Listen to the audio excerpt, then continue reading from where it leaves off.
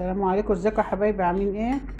ان شاء الله يا حبايبي هنوريكم النهارده غدانا غدا بسيط جدا ومعمول بطريقه بسيطه. عاملين كفته رز بس عاملاها بالصوص الابيض. هي دي. هي بتعملي عادي كفته الرز، انا بعملها في البيت، ما بعملهاش عند الراجل. كيلو الرز عليه كيلو اللحمه، عليه كيلو رز او نص كيلو رز، او نص كيلو لحمه عليه نص كيلو رز. والخضرة زي ما انت بتحبيها، بتحبي خضرة كتيرة قليلة مع بصلة. لو كيلو عليها بصلة كبيرة واحدة، وحوالي نص راس توم وسط.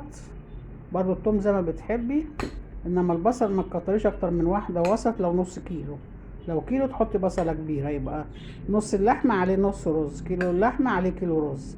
والبهارات بقى اللي بتحبيها، بهارات اللحمة بتحط بابريكا، اي بهارات بتحبيها حطيها. بس بعد كده بنعمل الاول، بنطحن الرز قبل ما نحطه على اللحمه، وبعد كده بنضيف اللحمه والبصل والثوم والبهار وكله، ونضربه في الكبه مع بعض لحد ما يتطحن زي ما انتم شايفينها كده.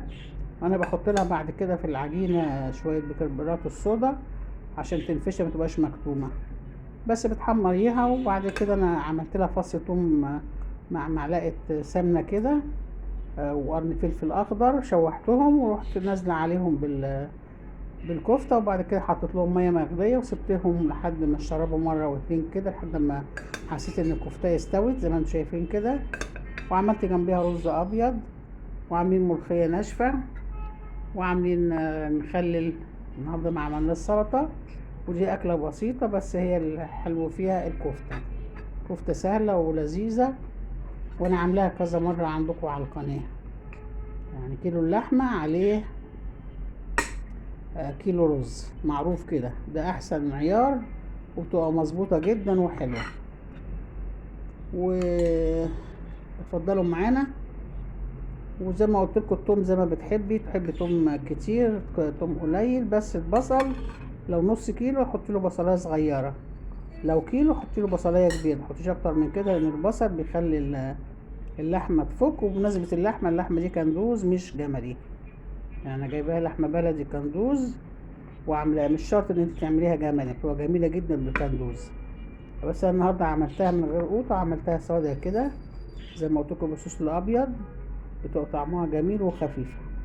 ممكن تعمليها جنب رز كده، ممكن تعمليها جنبيها سلطات وتاكليها بالعيش، بتبقى حلوه وخفيفه ونضيفه عن ما تعمليها عند الجزار. وسهله، ما فيش حاجه. ادام فرمت اللحمه بتبقى سهله معاك انك انت تكملي كله في الكبه. اهم شيء تفرمي بص الصوص بتاعها، هو ده الصوص اللي انا بقول لكم عليه. اهم شيء تفرمي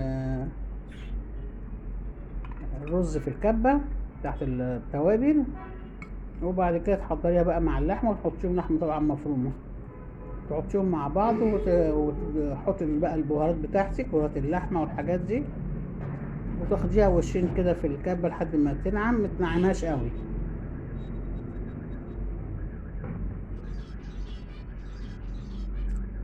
واهم شيء شويه الكربونات الصودا دي، بتخلي اللحمه هشه كده وجميله.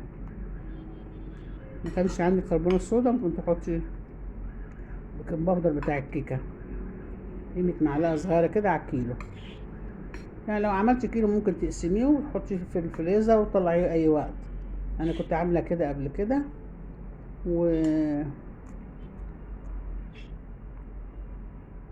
ونطلعيه اي وقت تعمليه. بس اقول لكم ان احنا كمان عاملين ملوخيه ناشفه اهي. كان عندي مرق عملت عليه شويه ملوخيه ناشفه جنب الاكل كده. وبعدين انا بشكر كل الحبايب اللي دخلوا لي على الفيديو اللي قبل كده، كان برضو غدا، كتر خير كل واحد بيقول كلمه حلوه. ربنا يدوم بينا المعروف، وزي ما قلت لكم انا اللي بيجيني بروح له.